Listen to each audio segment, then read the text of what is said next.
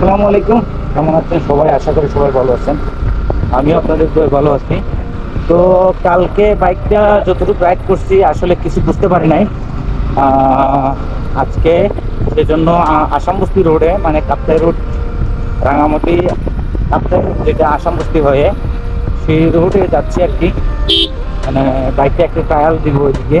তো দেখবো, আমি যেহেতু আগে জেড টু ইউজ করছি, তো এখন R15 এটা কেমন লাগে আমার কাছে সেই জিনিসটাই ট্রাই করবো আর কি।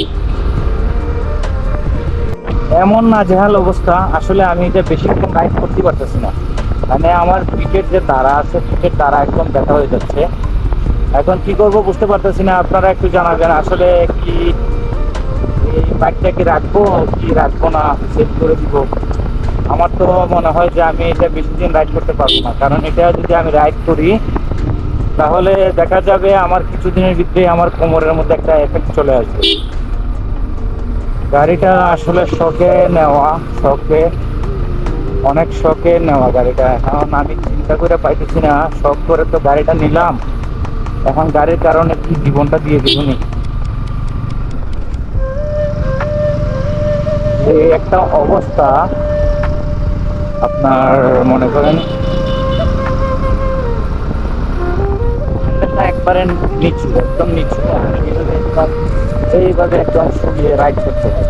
তো আসলে আমি তো শুয়ে রাইড করলে আমার গাড়ে ব্যথা এবং পিঠে ব্যথার সমস্যা চলে আসে। এখন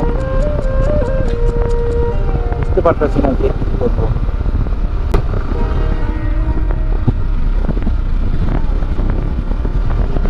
আমার মনে হয় গাড়িটা বিক্রি করে দিলে আমার জন্য ভালো হবে। আমার আগের বাইকটাই ভালো, ভার্সন টুটাই ভালো। ওইটা আমি বিক্রি করি নাই, ওইটা রাখিয়ে দিছি।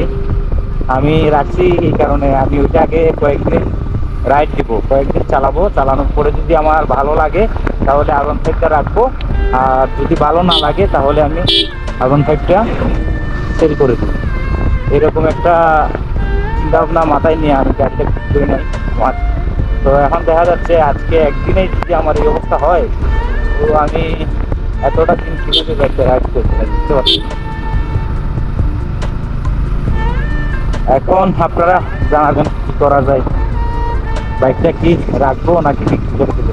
সবাই ভালো থাকবেন, সুস্থ থাকবেন, আমার জন্য দোয়া করবেন। আল্লাহ হাফেজ।